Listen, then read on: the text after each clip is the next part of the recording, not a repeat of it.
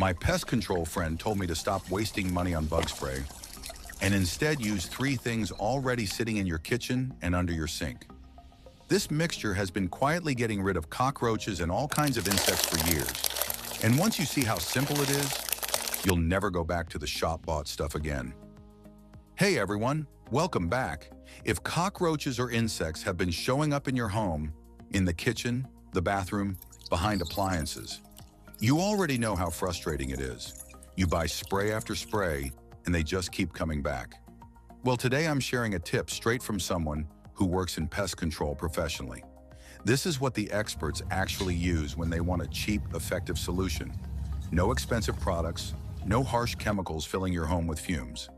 Just three simple ingredients. Let's make it. You only need three things. Sugar, just a couple of tablespoons. Baking soda, same amount. And liquid dish detergent, a good squeeze enough to bind everything together. Grab a small tinfoil container, the kind you'd use for baking or takeaway food. Mix everything together really thoroughly. You're looking for a thick, paste-like consistency, not too runny, not too dry. If it's too stiff, add a tiny bit more detergent. If it's too wet, add a little more baking soda. You want it to hold its shape when you place it down, but still be soft enough that insects can get into it easily. Once you've got that consistency, you're ready to deploy it. This is where most people go wrong with any kind of pest remedy. Placement is everything. You want to put your containers under the kitchen sink, dark, warm, damp, cockroach heaven. Behind the fridge and oven, they love the heat from appliances.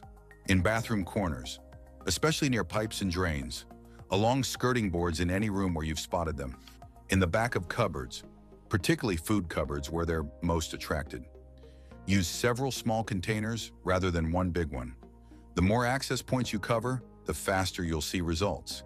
And because the containers are small and discreet, they tuck away neatly out of sight. So why does this actually work?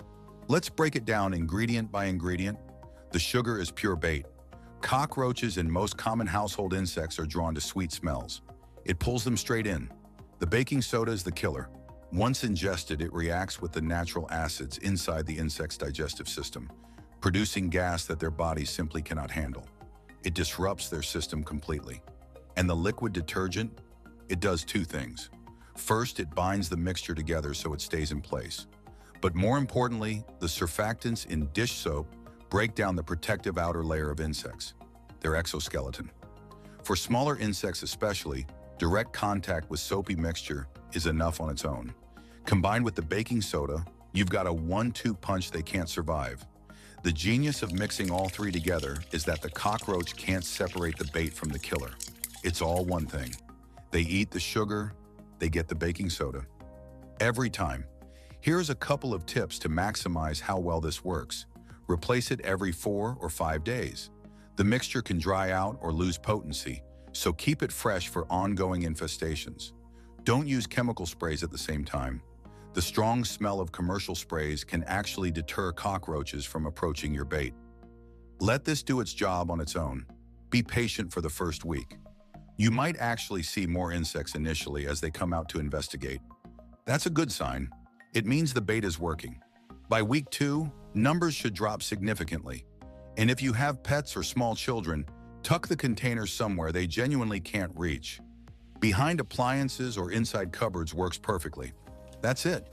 3 ingredients, 2 minutes, and a pest problem that starts solving itself. No exterminator, no expensive products, no fumes. Try it this week and let me know in the comments how quickly it works for you and where you're watching from. I love reading your comments. If you found this helpful, give it a like and make sure you're subscribed so you don't miss the next one on Make This Trap Once and Never Deal with Mosquitoes Again.